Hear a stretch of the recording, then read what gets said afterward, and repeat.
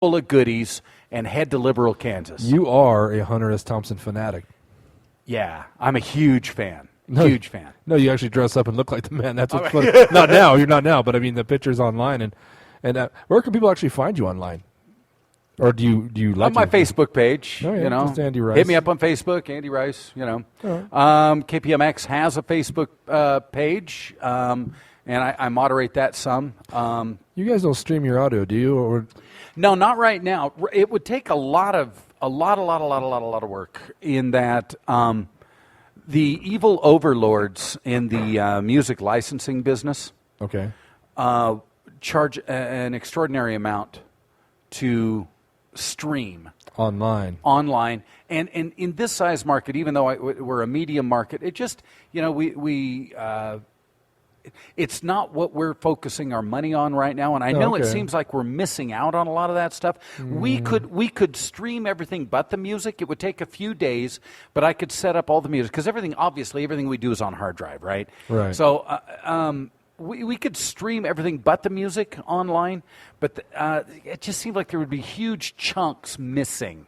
You know what I mean? Yeah. It would be like dead silence, and then all of a sudden, you'd hear me laughing and joking and interviewing somebody, and then huge chunks of silence. And we'll get to it. Yeah, that's cool. It's something I've always meant to ask you. I've always been curious about.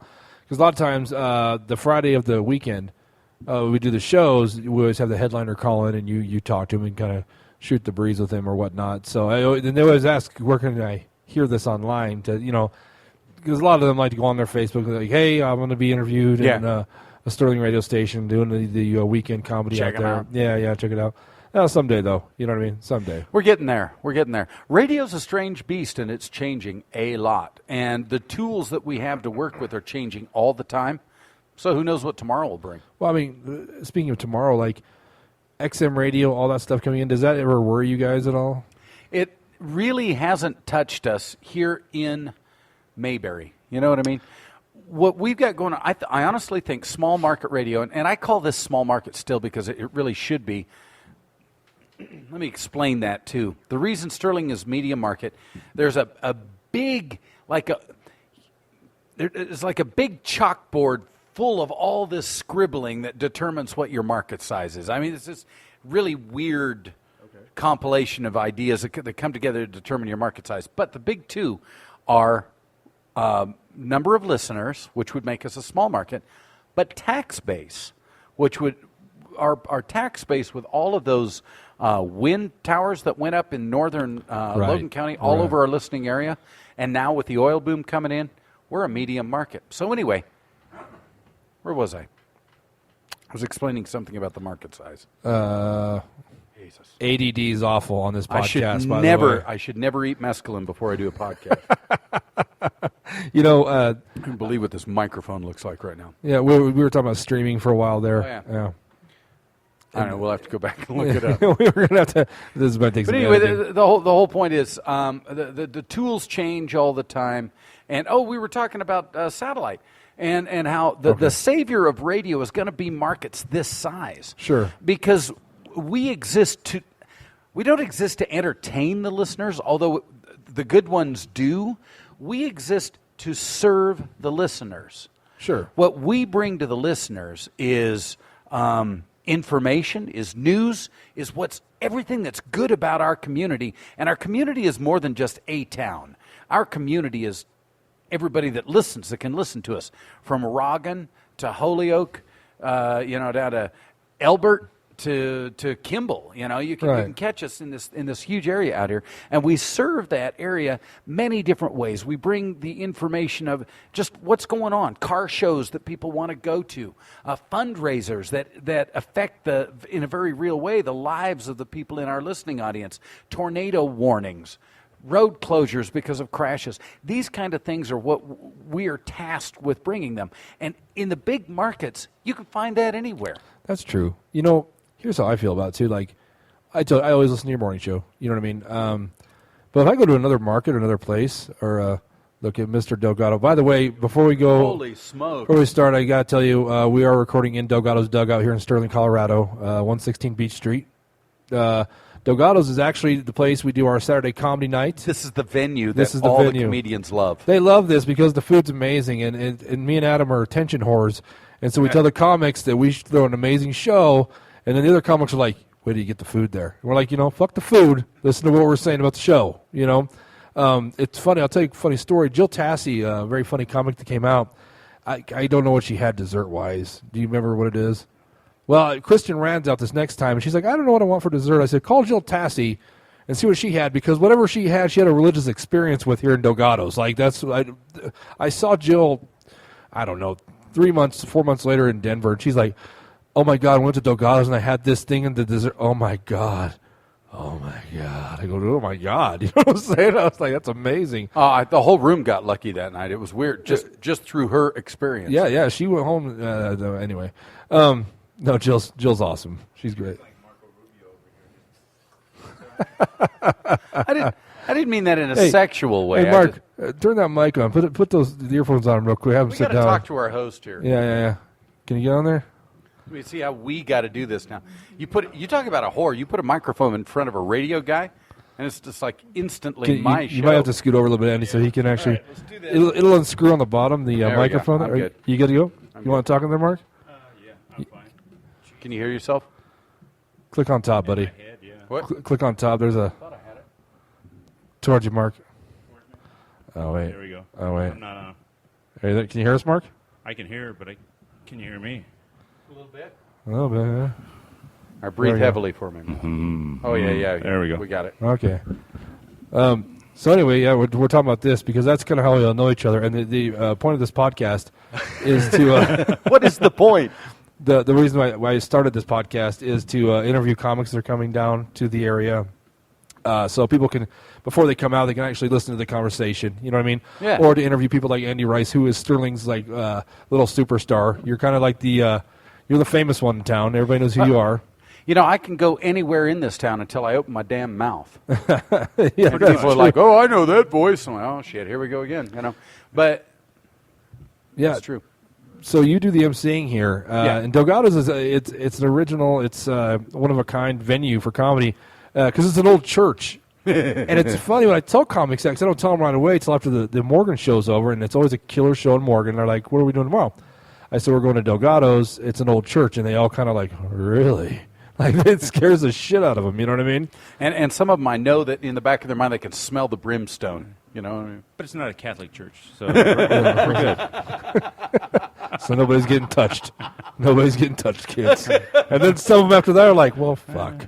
Maybe that won't go, you know? Well, my God, it's been a long time since it's been a church, though, man. I remember when it was the MC Center. Yes. And that was before your time. No, actually, no. Well, my dad he had slave labor, so I've been here since we bought it. But Dad, he opened it up as a Mexican cultural center, and we had dances, that type of thing. But it wasn't just obviously for Mexicans. It's like I learned how to Dutch hop here. Yeah. You know?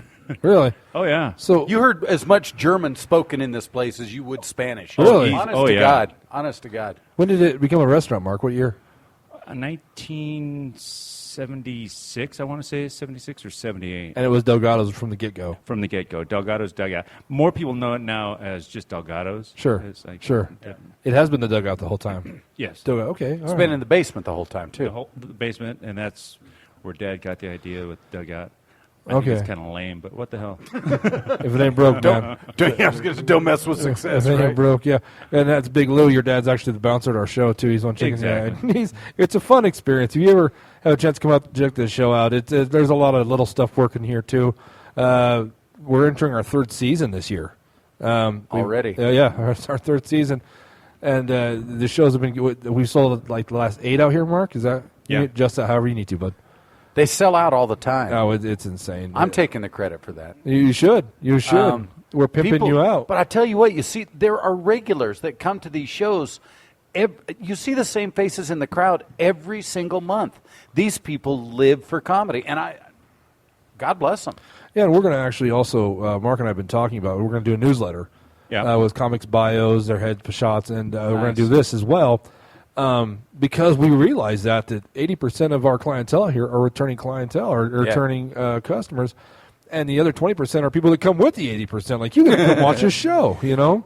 Literally, it's when I get up on stage, I have in one night seen my doctor, my lawyer, my mortgage banker, Right. and my drug dealer all sitting in the audience at one show. It's a small town, Andy. Tell me that's not like one or two guys, though. They're the same. You know what I'm saying?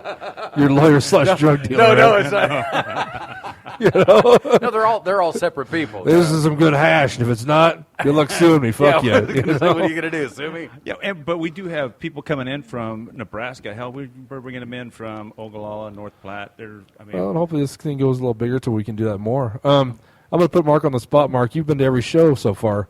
What's your favorite act so far? Who's your favorite? Oh, you're gonna make an enemy with this one. Oh yeah. I know. Yeah. Just one that you were impressed with. I can't. Well, there have been so many now that I can't remember all their names. But the big guy with the little beanie that got up on the table and was just the heckler. Remember that? Sam Talent. Sam Talent. Oh, Jesus Christ! I about peed my pants. He was just in Lamar.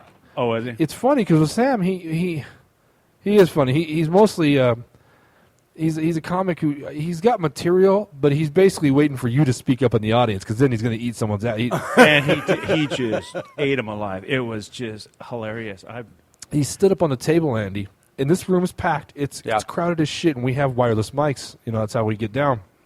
Sam gets off the stage, walks up to this guy, stands on his table, lords over him. He's standing on the guy's table. Yeah. And he's some of the shit he said about this guy's wife, and I look at Adam, and I'm like, what are we gonna do? We're all gonna die tonight. Yeah. Sam's gonna get a shot, and then I look in the audience, and they are just loving it. They are just. Some lady asked if she could buy a copy of that show. Yeah, it was. And it was a guy's wife, right? Yeah. The example I give out here is Troy Walker.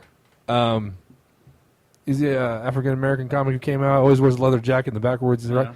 He actually did so well when he tried to get off stage. They booed him because they wanted more. Wow. Yeah, I had to work early in the morning, so I said, no, he's done. I had to explain to him that's how we yell encore, right? That's right here in Sterling. And I would be remiss though. It's like Lori Callahan, God love her. It's that lady can put on a set like no one else. I love her. We talked about her in length at yesterday's podcast, the Two for the Road podcast with me and Jack Dawes and Vokey. And it's funny stories with Lori because she's a story, and that's the first one who brought you out. Andy. That's right. She's the first one. She's the first. She and Bob Gaudette. Bobby, yeah, were the first two real comedians that ever saw me on stage. Sure. And I made them laugh, and that was beautiful stuff. But Lori is funny. She is of an age too right now where she just absolutely adores it when people say she's got a great set. Oh yeah, she's good stuff. They call her the dirty old lady in Fort Morgan. That's how she kills. Oh my God! Can I tell this? So he tells me you got to come out. I said I've got this thing that I want to do. I want to try it. Right? He goes, come up to Morgan. So they sit me and my buddy, my hunting partner, a good close friend of mine, in these two throne-like chairs right in front of Lori Callahan, right in front of her. Right? And so I do my set. Okay, that's fine. Then all night long, that bitch, she's sitting there. And I say that with love, Lori, just in case you're listening. She will be. I love you, man. She sits there and she's like, oh, isn't it great? Andy, wasn't he great? And sitting there with his little boyfriend. What's your name, honey? And I'm like, dying. Thank God my friend is college educated, been around the world a little bit, understands, but oh my God, whole night. He took a beating from that woman that night. Oh, just because he happened to be with me. And I'm like, well, there you go. First time she came out here, there was a couple an elderly couple in the front row, and they weren't laughing. Oh, no. And so Lori, she's awesome like that. She goes, so what are you here for? And it's our anniversary. And it was like their 30, 40 years. It was crazy. And she's like, she looks at the lady, and she's all, hey, someone get us 2 shots. So she starts feeding this lady booze. And I'll be down by the end of the night. They fell in love with her. Lori has that ability on people. She's one of a kind, Lori's, I don't know how old she is, but she can put away more booze than anyone Jesus. that She I don't know. play. She's a stud. Holy shit. She's a stud. Andy, who's your favorite that's been out so far? Eugene Kinney. Yeah, Eugene's I'm great. sorry, he just for a couple of reasons. First of all, he was very polished and he was very good, and he knew what he was doing. He knew the crowd. He knew what material to use.